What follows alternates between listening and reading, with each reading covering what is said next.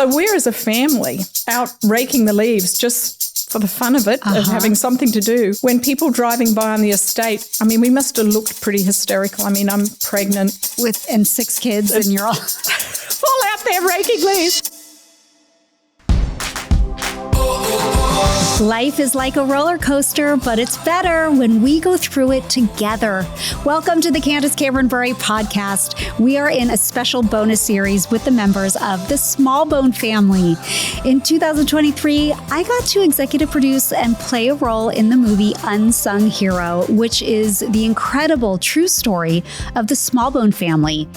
When they came to America from Australia, and the movie hits theaters this April 26th. I'm not going to give away any spoilers because I really, really want you to see the movie for yourself. But these conversations go deep with Rebecca St. James, Joel and Luke Smallbone of the band For King and Country, and their amazing mom, Helen. And we're also answering lots of listener questions in these episodes together, so listen for yours. Today, I finally get to sit down with Helen Smallbone. Helen grew up in Australia as the daughter of a Methodist pastor and the youngest of 4 children. And even though she grew up in church, her faith became real in her mid-teens when she committed her life to Christ at a Billy Graham crusade in Sydney. Helen trained as an occupational therapist, but her greatest desire was to serve God and become a wife and a mother. And at age 20, she married the love of her life, David Smallbone, and over the next 14 years, they added 7 children to their family. In 1991, after experiencing a financial crisis in Australia, the Smallbone family moved to Nashville, where David began a career in music management for Christian artists. And that adventure required every family member to place their trust in God and live by faith. And that is what the movie Unsung Hero is about.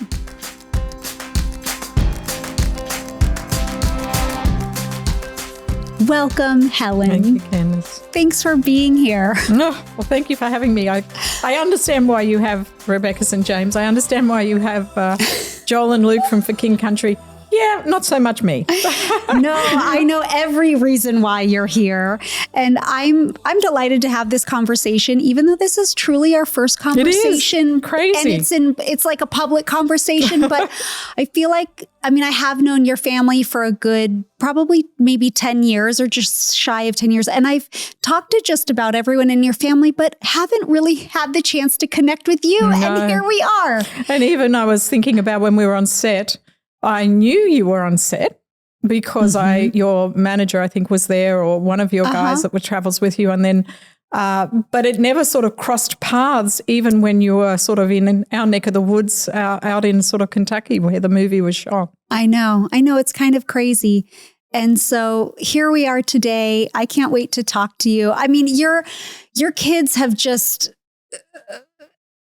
sung your praises. And I keep saying, in a selfish way, so desire that I have raised my children in the same way that they would, and my children do, but to honor me and their dad. And, but you feel so proud when you're like, they're grown adults saying, Mom and Dad were there. They did an incredible job. They strive to do things like you did. And so I couldn't have heard more great things about you and just the committed mother and wife and person that you are to the Lord and to your family. So I know that our listeners are going to love hearing from you because we're going to glean some wisdom from you today. Well, thank you.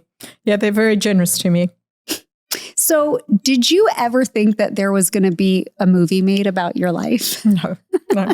I think even if you had have asked me, someone suggested, well, so when you were getting married at 20, would you have ever thought that you were going to have a movie made about your life? And I'm like, I wouldn't have even thought we were ever going to live in America. I just was expecting us to be a normal family that would do things in normal ways, that we would continue to live in the area we were living in, Sydney, Australia, and that none of this was going to happen. But obviously God had some other ideas.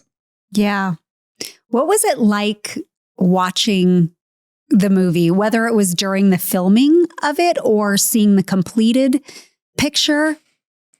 It's very surreal. I did make the comment to David that I think movies should be made about people's lives when the actual people are dead. I can understand that. I mean, but the movie is actually very real to our story. I think Joel and Richie did an incredible job of writing the script. It's very truthful in the essence of it. Obviously, things are dramatized a little more, or the time frames are a little different, or the way things happened are a little different. But the essence of the story is our story.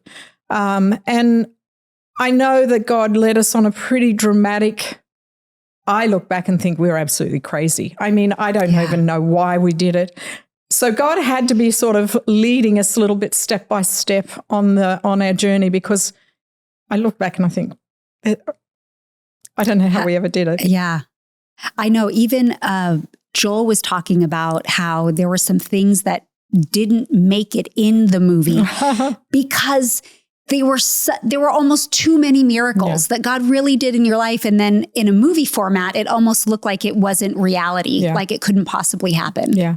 But we needed those miracles. The journey that God took us on, there were 3 major doors that closed, that each would have been a following up career on their own. But those 3 doors closing pushed us to that we had nothing left in Australia to pursue. The only opportunity that David had to continue in Christian music, which was his passion and his love, he had been doing it in Australia actually before we came here, was to actually come to America. And I think I'd walked closely enough with him to know that he couldn't keep doing it in Australia. I think a lot of Americans sort of forget that Australia as a landmass is very similar to America's landmass without Alaska, but we're 1/10 of the population and we're mostly post-Christians. We got the convicts.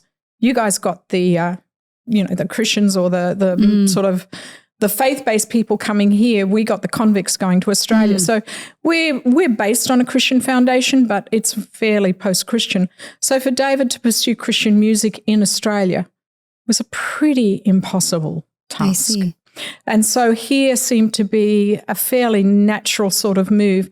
I'm just not sure that with those 3 doors closing, we had no nest egg. Everything had been, we'd sold things to pay bills, outstanding bills. I'm 6 months pregnant. We've got 6 kids. We did have a job that we came over for, but after 2 months, we lost that job. And then what do? You've got to rely on each other. You rely on God.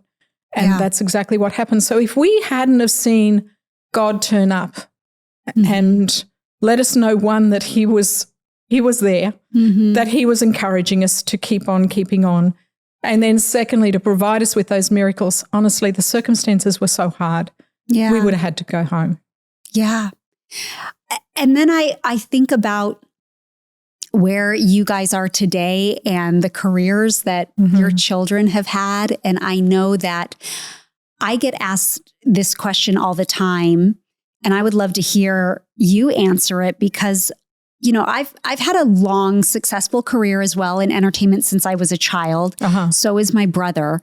And so people always want to know, well, how did your parents raise you? How do you still seem normal? How do you seem unaffected? Like, what was the magic or whatever they want to call it that your parents did? And so I ask you that question, like, what was it that you and David did that you have these prominent children that are in music and in the entertainment industry, and yet you guys are the most grounded and loving and incredibly servant-hearted family I've ever met?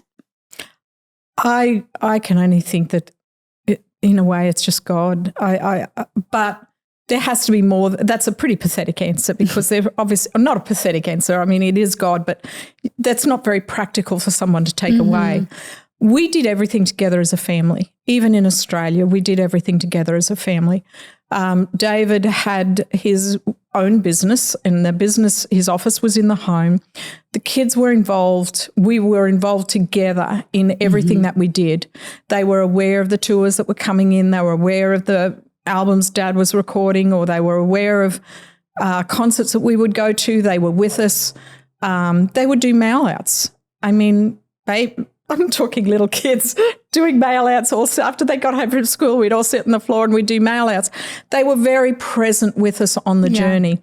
And I think some of that family togetherness is definitely a strong foundation of what the family's been. When we got to America, I personally couldn't have survived if we had sent the kids off to school, if we had split up and done our own things. It was like being together. There was a strength in being together that I know I needed. Yeah. I believe David needed it as well because he had a lot of pressure on him because everything was falling apart for him.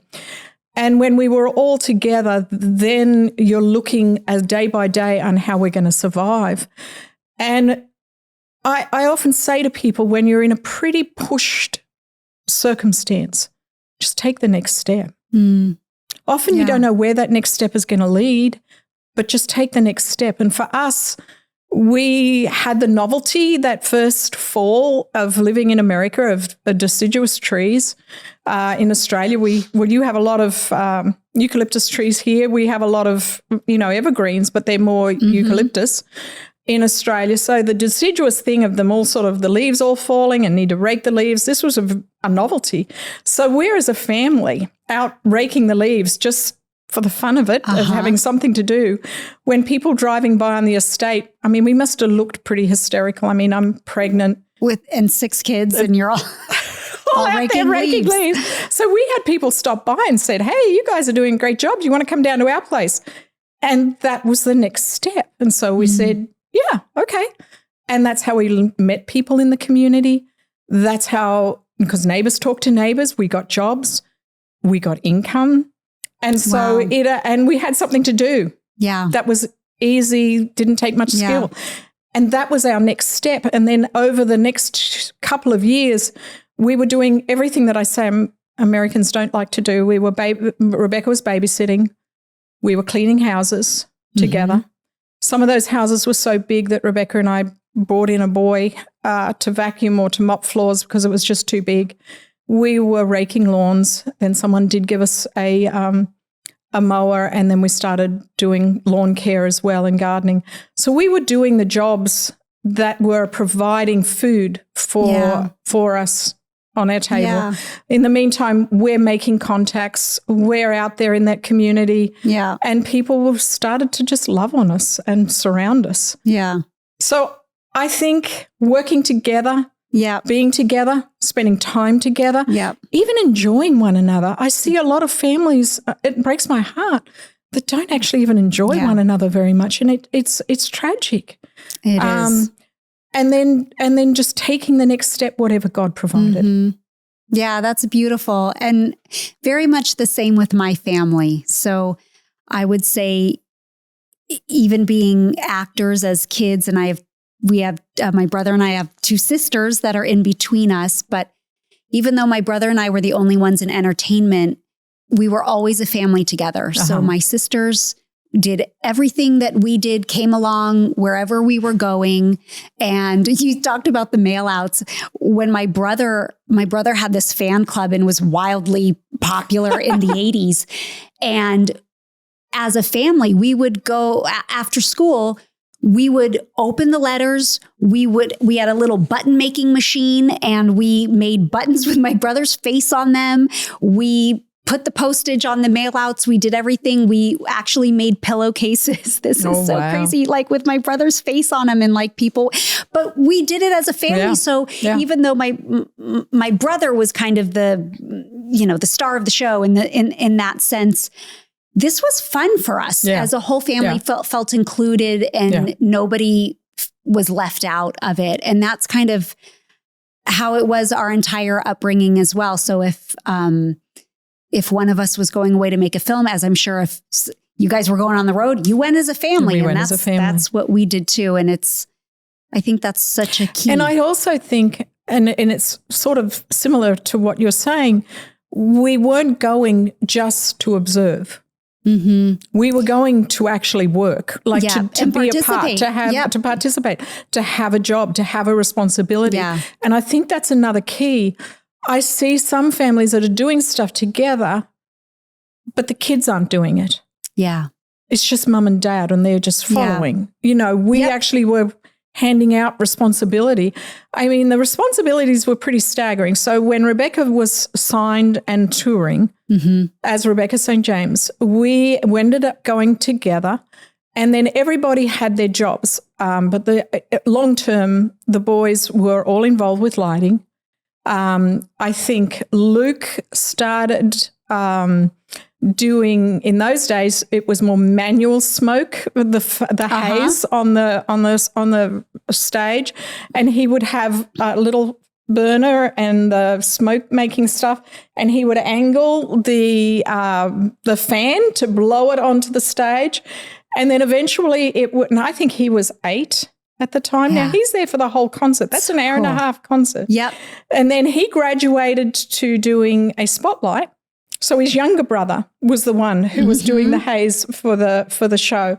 So they started being loading crews, setting up all the staging, all the lighting, and that's where they got their start. Yeah. I feel like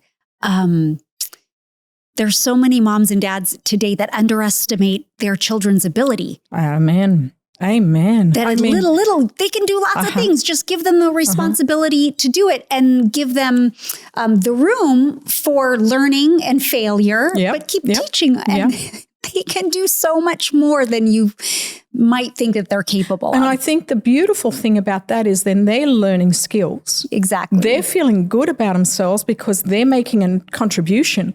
Like even when we were raking lawns and after Libby was born, when we were here, we would go out, and Josh, who was 3, he had his responsibility. He had to look after his little sister in the stroller. You know, everybody had their job, and they soon learned if one of them wasn't fulfilling their role, their appointed job, then it was going to make it harder for everybody else.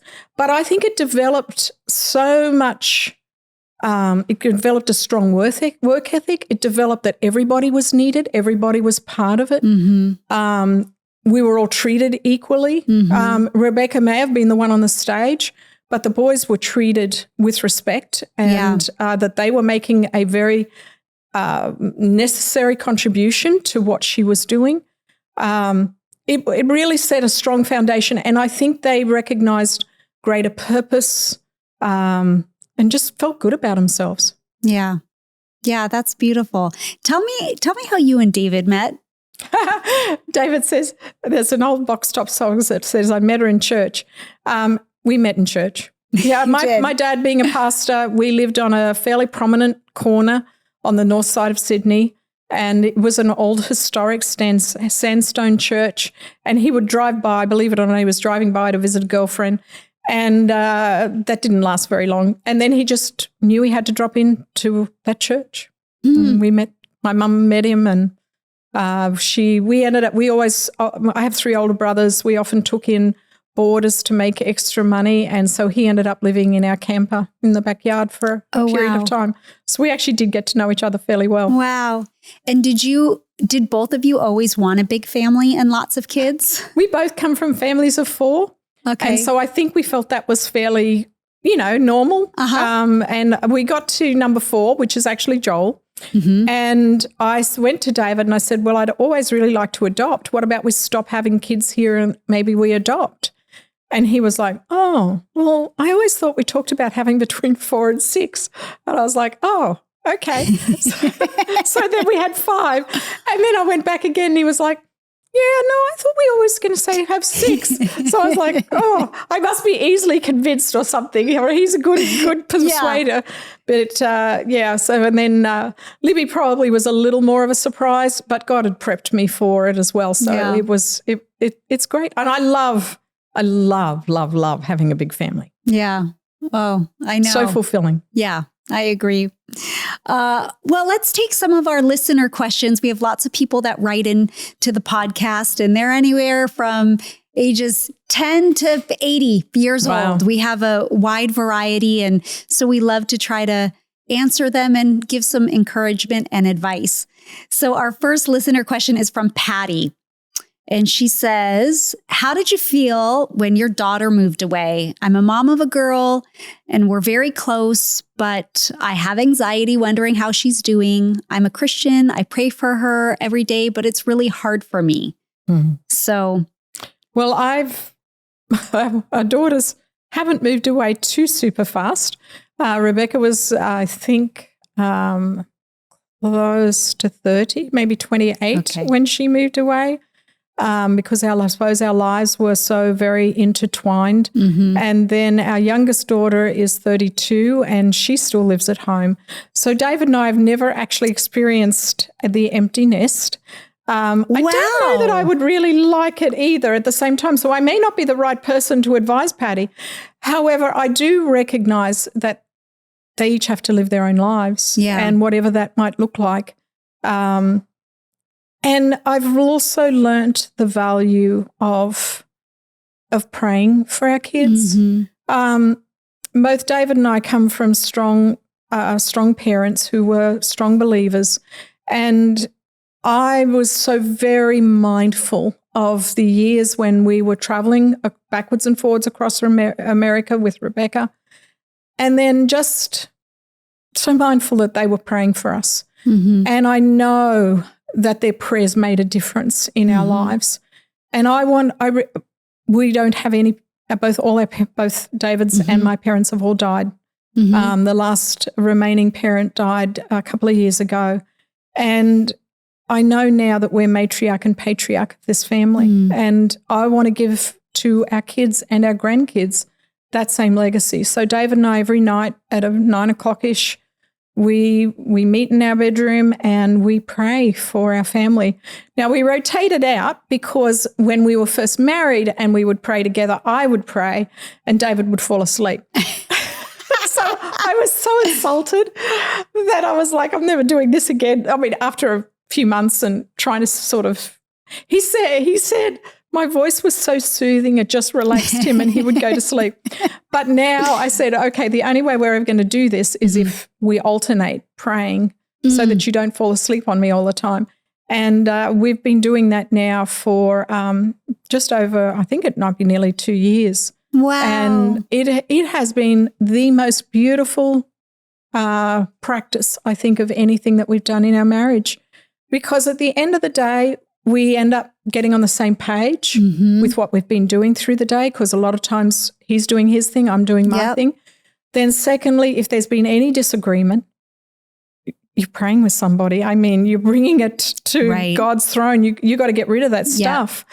And then thirdly, we are really, I feel like prayer for our kids is the best support we can give. Yeah.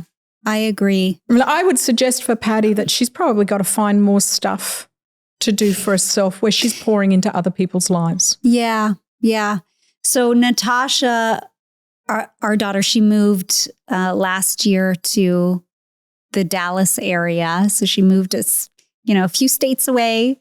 And I miss her very much, but I talk to her all the time in FaceTime. But I think I was so excited to see her grow and spread her wings. Yeah. And she did it, like her move came from a place of prayer and a desire that God was leading her somewhere. Yeah. And it felt like I was just happy for her and excited. And she's like, she just wanted to really spend time with getting to know God and herself and have a maturing time in her life. Yep. And so in that way, it was exciting. And of course, like I'm very close to my kids, but there's an independence about all of them. And there's an independence about me and my husband. So in those ways, I actually feel a source of connection with them in seeing them thrive on their own and grow on their own. And everything that you just said, that's what I do the most, especially when they're away, is pray for my kids. I know.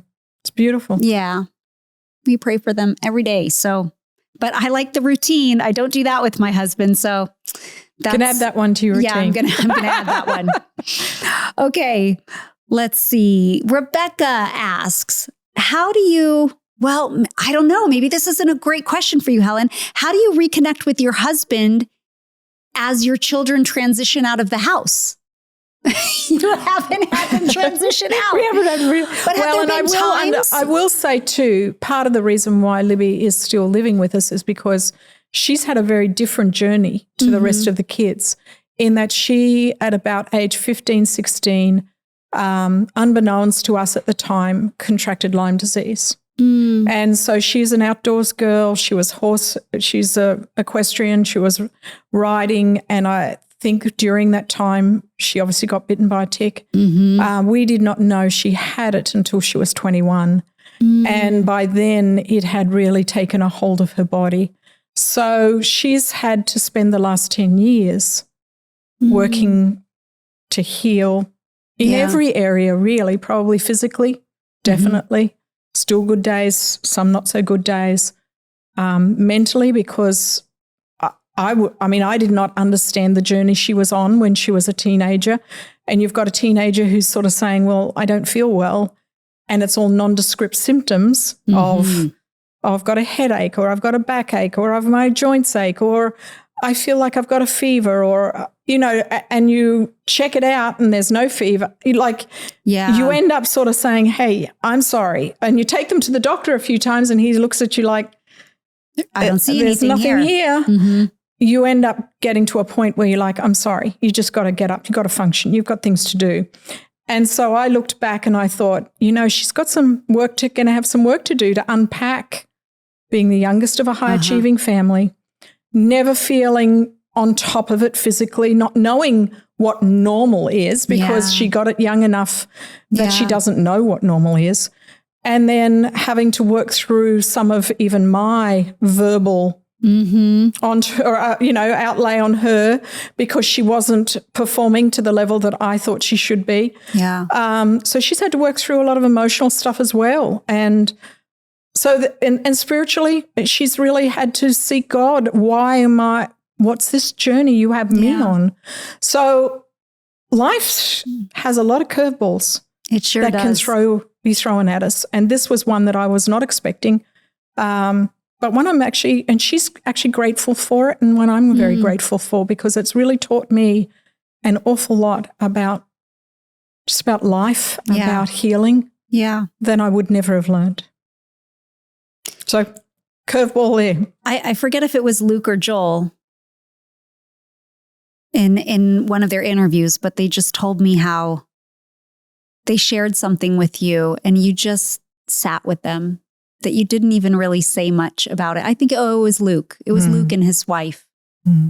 And he said he felt so loved and seen and heard, and even without many words.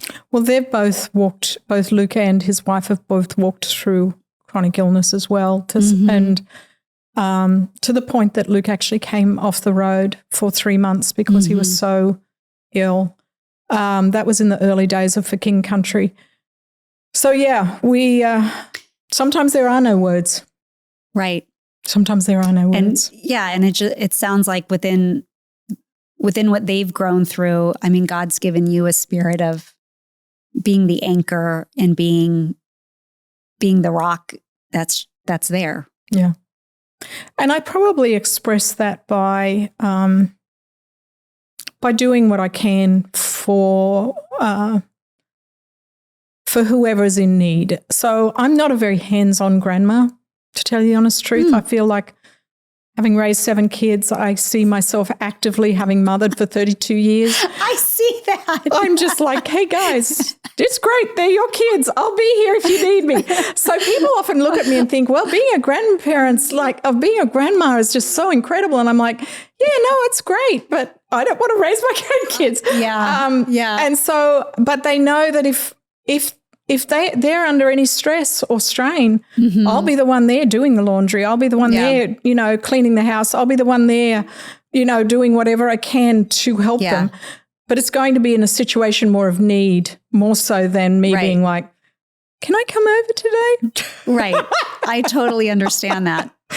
So has there been a time in your life when you and David had to reconnect? Like, were you guys ever apart enough? Or have you guys you've never felt that? You've been on the journey together. I think the longest he's been away from me is probably 3 to 4 weeks, maybe. Okay. So in a way, you know, he's pretty hopeless, I must say. I love it. I love it. Well, I'll answer Rebecca's question quickly because I mean, our kids are close. They're not really in the house. They're close by. So, but when it doesn't become about the kids anymore, and then it's just me and Val, we have had to rediscover some of the things that not made us fall in love, but what we connected over or bonded over. So whether that's activities like going and playing tennis together or going for a walk together, we had to kind of rediscover some of those things and within our conversations. And we have a rule now, which we implemented about three or 4 years ago, but not to spend more than 2 weeks apart. Yeah, I think after 2 weeks, it's actually a little destructive. Yes. To a relationship because you get too independent. Yes. Too disconnected. I go away to make movies, and we learned that over time, if I made too many movies in a year, we weren't spending enough time together. So now we have a 2-week rule, and he either comes up to visit me for a couple of days, or I can try to come home for a weekend. But it's a good rule for us. I think the value in marriage is keeping, and actually probably in family, is keeping open communication, is really endeavoring to communicate with one another. And I feel like I probably got that with each of the kids. And David and I definitely communicate, you know, on a daily basis. Yeah. Because, it keeps you together. Yeah. Keeps you together. Yeah. Hey friends, do you ever notice that when you buy beef or chicken, it costs more and the portions weigh less every time you buy it? Well, we can solve that problem for you with Good Rancher's Price Lock Guarantee. This is the only price lock on 100% American meat you can find, and you don't want to miss it. During their April Price Shield campaign, Good Ranchers is locking in your price until 2026 when you subscribe to any one of their boxes full of meat and seafood that they ship right to your door. Good Ranchers is where you get 100% USA grown meat that you can trust. It's tender, it's full of flavor every time.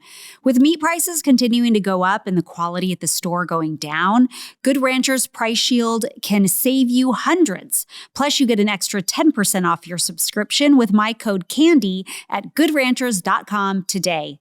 What I really love about Good Ranchers, their commitment to transparency. They believe that you have the right to know exactly what's in your food, and you should. They are amazing supporters of this show, so please go support them and take the mystery out of all the meat you buy. This exclusive Price Shield offer ends with the month of April, so if you want to secure your best price on meat until 2026, go to goodranchers.com and use my code CANDY for 10% off your subscription and price lock guarantee until 2026. That's goodranchers.com, American meat delivered. So Tiffany is a mom and she wants to know, she writes in and says, I'm a mother of 2, a wife of 20 years, and I just crossed into my 40th year. I've been struggling lately with feeling like I don't have a purpose in life and I'm feeling very lonely. My kids are in their young adult years and my husband's preoccupied with what he's going on. I feel like when I wake up in the morning, I just exist. Oh, that hurts my heart to hear for her. For years, I would strive to be a Proverbs 31 woman that God has called me to be, but now I just feel tired. And if this is how I feel now, how am I going to feel years from now? How do I find my purpose in this world? I think, again, I'm probably not necessarily the person who can relate to this because I still wake up each morning with a purpose. But I know that we serve a God who sees her, who knows her, and he knows her purposes. And sometimes our lives are different seasons, and she's had a season where she's poured into her family, where she's poured into her marriage. Now might be a season where she needs to find either some new hobbies things that she loves to do, maybe new relationships, maybe working in the church in a specific area that really fulfills a part of who she is. But it seems like she's going to need to find another area in which to pour herself into. She's obviously extremely gifted. She's obviously got a lot to offer. It's just finding now where God wants her to pour into. Yeah. And to do that, I couldn't have walked life without having what I deem as a sort of a Rhema relationship with God, where I can pray about something, a specific need, and wait for him to give me a specific answer for that need. And that may be, like I can remember doing it for not knowing what was going on with the kids or needing an answer to something that I couldn't understand. And I just had that assurance in my heart that God was giving me what I needed in that moment. And I would just encourage her to reach out and pray and say, God, this is how I'm feeling. He loves it. Well, I think when we are actually honest with him, with where we're at, this is how I'm feeling. I know this season is ending, but I also know that I have breath in my lungs. I am alive. I know that if I'm alive, then you've got a purpose for me. You've got another plan for me. Show me what that plan is. And then my encouragement would be to listen and to take the next step. And it may not be the step that she thought was going to be. She may not be the full answer. It could be like walking up a set of stairs. It could be leading her somewhere that she can't see right now. But just make herself available to another scenario. A new season's coming. That's great advice. I'm not even going to add to that because it really is. Okay, we're going to take one more question from Laura. She asks, my grown son and his girlfriend recently experienced a tragedy. As a mom, I want to offer guidance and support that will draw them near to the Lord. They're in a vulnerable place after a loss of a baby. How can I offer words of faith to uplift them without making them feel like their feelings of loss and sadness aren't validated? Pretty tragic for everybody concerned when you lose a baby.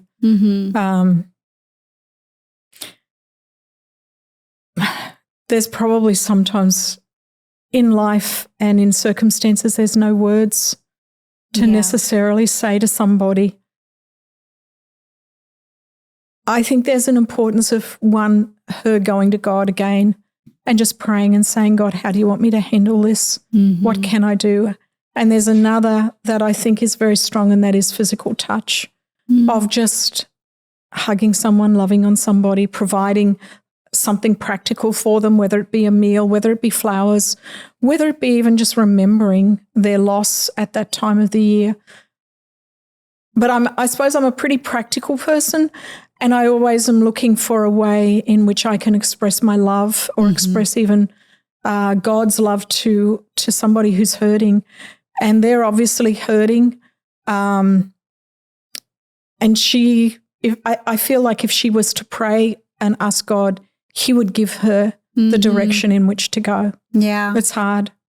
I think so. I know that in grief, I have just found it most helpful when someone's willing to sit with me. And like you said, physical touch, just to hug me until I'm ready to let go. The sitting and listening has been so important because sometimes you don't need to say words and you don't necessarily want to hear anyone you try don't to want to hear fix platitudes. it. You don't want to hear just sometimes words can be empty, which is why I think touch or something practical is often even greater support. I love that too. So it's not, because obviously this is her grown son. There's a relationship there, so it can, be ongoing with sitting, listening, hugging. But then whether it's just cards in the mailbox, and it's like you said, I'm come over for dinner, or I'm going to cook you a meal today, or drop this off. And those are important things. And they show love without having to talk about it over and over. So, okay, we hope that helps, Laura. So let's talk a little bit more about the movie.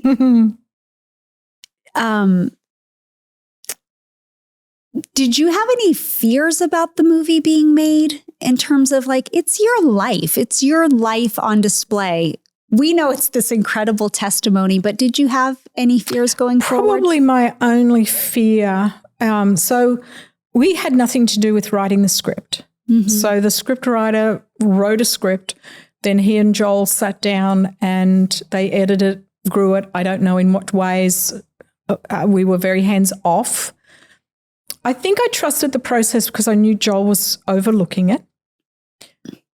He did pass us the script about a month or so before they were about to start filming, just to get the okay. David started reading it, and then he's a very strong personality, and then he was like, if I get involved too much here, I might just end up messing it all up. So he decided not to read any further. Oh, wow. I decided I would read it. I do not do well reading and visualizing what something is going to look like. Okay. So in that way, I just had to trust the process. But in reading it, my one comment had been back to Joel and the script writer were that you be careful you don't take the miraculous out. Because, and I don't know if that was on a comment of what I had read, I had felt like maybe in reading it that I saw more God providing for us, man providing for us or caring for us, in the fact that Jed and your character Kay had surrounded us and supported us. I was seeing, I didn't want it to come across that somebody was sponsoring us and that couple by sponsoring us were providing for us the things that we needed. Because if it was man who was providing for us, one, we wouldn't have known that God was wanting us here and that he was looking after us. And then secondly, our life was so hard that we had to see God's hand. And I just went back to him and said, if you don't show the miraculous, one, you're not giving God the glory that he needs. And then secondly, we couldn't have stayed if we hadn't have seen the miraculous, if we couldn't have seen God answering our prayers, not just a family taking us under their wing. And now that I've seen the movie a few times, they managed it. They managed it. And it is not, you don't look at the Jed and Kay character and say, oh, wow, the way they looked after those guys was just amazing. It doesn't come through like that at all. No, they're just part of the body of Christ. That's it. Yeah. They're just a part of the total picture. But the total picture is God caring for us. Yeah. And providing for us. When you watch the movie, Rebecca told me in her interview that there was a moment, because at the very end of the movie, there's a moment of the actors that are playing you guys when she's headed off to her concert. Yeah. And Rebecca said that you guys were like, this really happened. Like, you're watching yourself and your younger self. And how was it like? It was definitely deja vu with a number of times that Rebecca and I had stood on the side of stage and I've prayed with her, I've hugged her, I've encouraged her, because a lot of times she felt weak. And that's one thing that the movie actually did do for me. Rebecca had a career for about 20 years. She really wanted to be a wife and a mum, and that had not taken place. She didn't get married till she was 34. And so there were a lot of years in there that she was wondering, is this ever going to happen for me? I mean, my biological clock is ticking. Am I ever going to have anything? Am I just going to be doing this for forever? And so those years were very hard. And so the experience of us in that particular scene, we're standing on one side of the stage with, Helen and Rebecca on the other side in character. And she turned to me and she said, Mum, that's us. I mean, that is us. I'm looking at me on the other side. And I mean, both of us are crying, just remembering the number of times we'd stood on the side of stage and me just supporting her in whatever way that I can as she's about to go out. The movie showed me, when I looked at Rebecca, because she was 14 when I had Libby, she was like my right hand. I viewed her being able to do anything she wanted to do. She was so helpful to me. The movie showed me that she was still a child, showed me her vulnerability. And I think it's something that I've been back to her and said, I saw you in a different light. Now that we've stepped away from being in it to looking back at it, I can see your vulnerability. I can see your needs in a different way. And she was very appreciative of that, because those last years when she had no idea what the future was going to hold, when she'd been doing this for so long, she was tired, a little probably on the burnt out side, stressed. She now saw that my being able to see some of her vulnerability as a very healing thing for her, which was really lovely. Yeah. And Joel talked about that in playing David. I mean, playing his own dad. He's been a lot nicer to his father since he played David. I think there's a lot more understanding of the pressures that he was under. Yes, absolutely. How is that, watching Joel play David? I think he does a really good job. I've got to share. So I don't know that he would have even thought about maybe him playing his father. If David's 74, when he was turning 70, we had this surprise birthday party for him. David's really easy to surprise. I mean, the movie shows a surprise 40th birthday party. I mean, he's very in his own world, and he's very easy to surprise. So we did a surprise 70th birthday for him. And Joel decided that he went to all the family and asked for, like, David's has his idiosyncrasies. He's very repetitive in a lot of the things that he says or does. So he went to the family and said, tell me about what you think of Dad. What are some of the sayings that he says a lot?